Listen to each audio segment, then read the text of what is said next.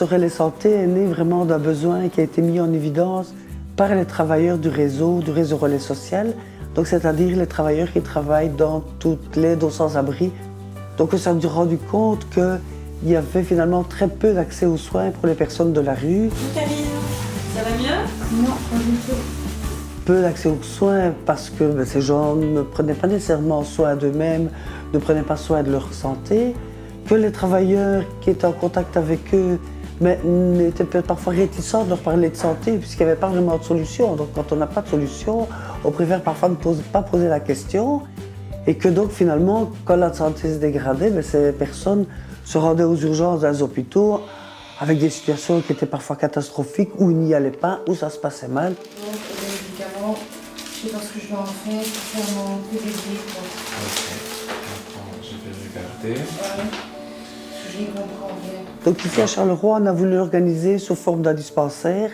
On a des soins infirmiers, on a un travail social pour tout ce qui est mis en ordre administratif, toujours concernant l'accès aux soins. Et on a un accueil qu'on essaye le plus convivial possible, de manière à ce que les gens se sentent bien chez nous, aient envie de venir, de revenir, et qu'on puisse effectivement leur travailler sur leur santé. Est-ce que je vais au Dourlet, est-ce que je vais à Priant, je ne sais pas où aller, comment est-ce que ça va maintenant.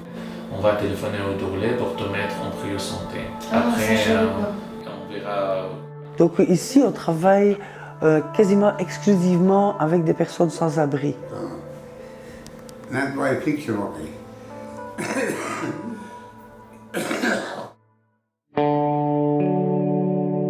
Donc ça veut dire des gens qui vivent en rue, qui ont vécu parfois longtemps en rue.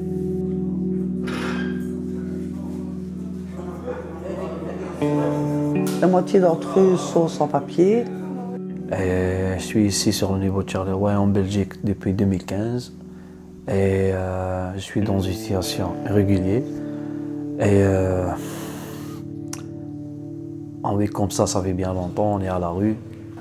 Je suis en train de faire ma régularisation, bon, j'espère d'avoir mes papiers, mais c'est un peu délicat parce que je dois patienter 5 ans et demi pour faire mes preuves. Et dans toute cette période, on n'a rien du tout. Ouais, heureusement, il y en a le relais de santé.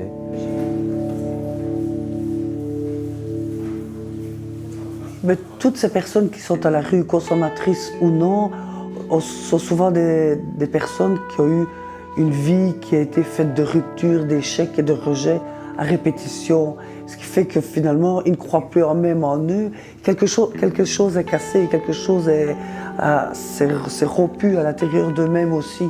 On constate que quand on accompagne ces personnes à l'hôpital, quand l'infirmier est à côté d'eux, qu'on explique au médecin, à l'infirmière, la situation, souvent ça se passe beaucoup mieux. Et l'avantage aussi à ce cas-là, c'est que nous, on a un retour par après.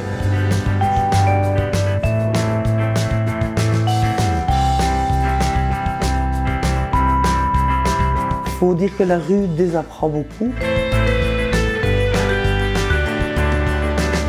Et que beaucoup de ces personnes, soit ont désappris ce qu'ils avaient pu apprendre dans leur vie, mais qu'on a aussi énormément de personnes avec des troubles de santé mentale.